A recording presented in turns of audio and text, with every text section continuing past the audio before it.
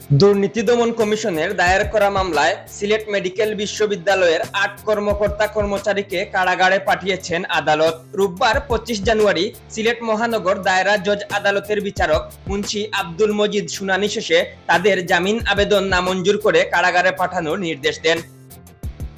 জামিন নামঞ্জুর হওয়া কর্মকর্তারা হলেন বিশ্ববিদ্যালয়ের প্রকিউরমেন্ট অফিসার আব্দুল মুমিন, সেকশন অফিসার রিঙ্কু দাস, চৌধুরী রুম্মান আহমেদ, লুকমান আহমেদ, প্রশাসনিক কর্মকর্তা সুরঞ্জিত রঞ্জন তালুকদার, রবিউল আলম বকুল, মোহাম্মদ রাশেদুল ইসলাম এবং অফিস সহকারী cum computer operator Ruhul Amin. এদিন তারা আদালতে আত্মসমর্পণ করে আইনজীবীর মাধ্যমে জামিন আবেদন করেন। শুনানি শেষে জামিন নামঞ্জুর করে তাদের কারাগারে পাঠানোর জন্য পুলিশকে নির্দেশ দেন বিচারক। এর আগেও দুর্নীতির মামলায় সিলেট মেডিকেল বিশ্ববিদ্যালয়ের আরো কয়েকজন কর্মকর্তা কারাভোগ করেছেন। তারাও আদালতে আত্মসমর্পণ করে জামিন আবেদন করলে আদালত তা নামঞ্জুর করে কারাগারে পাঠানোর নির্দেশ দেন। দুদকের দায়ের করা মামলার এজাহারে উল্লেখ করা হয়, ২০১৮ সালে প্রতিষ্ঠিত সিলেট মেডিকেল বিশ্ববিদ্যালয়ের কর্মকর্তা কর্মচারী নিয়োগে ব্যাপক অনিয়ম ও দুর্নীতির অভিযোগ পায় বিশ্ববিদ্যালয় মঞ্জুরি কমিশন। এসব অভিযোগ আমলে নিয়ে ইউজিসি ২০২৩ সালে তদন্ত কার্যক্রম পরিচালনা করে।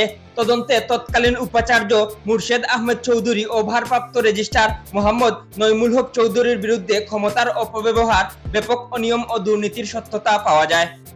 এর পরিপ্রেক্ষিতে দুদকের সিলেটের সমন্বিত জেলা কার্যালয় ২০২৪ সালের ১ এপ্রিল নিয়োগে অনিয়ম ও দুর্নীতির অভিযোগে তৎকালীন উপাচার্য, ভারপ্রাপ্ত রেজিস্ট্রার সহ মোট ৫৮ জন কর্মকর্তার বিরুদ্ধে মামলা দায়ের করে। একই বছরের ২৫ এপ্রিল আদালত ৫৮ জনের বিরুদ্ধে গ্রেপ্তারি পরোয়ানা জারি করেন। ২০১৯ সাল থেকে ২০২২ সাল পর্যন্ত কোনো নিয়োগ বিজ্ঞপ্তি প্রকাশ না করে সিন্ডিকেট ও ইউজিসির অনুমোদন ছাড়াই বিধিবহির্ভূতভাবে বিভিন্ন পদে নিয়োগ দেওয়া হয়। এছাড়া ২০১৯ সাল থেকে ২০২৩ সাল পর্যন্ত ২২০ জনকে সম্পূর্ণ অস্থায়ীভাবে ৬ মাসের জন্য নিয়োগ দেওয়া হয়।